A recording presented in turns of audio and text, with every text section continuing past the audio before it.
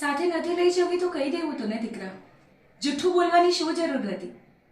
તમને તકલીફ ન પડે, તમારો સમય ન બગડે, તમારા પૈસા ન ખર્ચાય એટલે વર્ષો સુધી મારી બધી ઈચ્છાઓને મેં મારા મનમાં જ દબાવી રાખી હતી.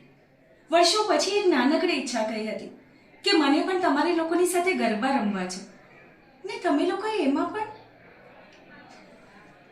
કોઈકે સાચું જ કહ્યું છે, જેને તમે પોતાની જાત કરતાં પણ વધારે નજીકના સમજતા હોય ને એમનામાં જ તાકાત છે તમને સૌથી દૂર ધકેલી દેવાની.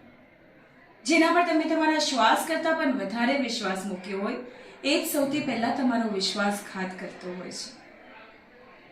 પણ આમાં વાંક મારા દીકરા વહુનો નથી, તમારો છે. હા મારા શ્રીનાથજી, બધો વાંક તમારો છે. તમે અમને મા બાપને એવા હૃદય જ શું કામ આપ્યા જેને હંમેશા દેતા જ આવડે, લેતા નહીં?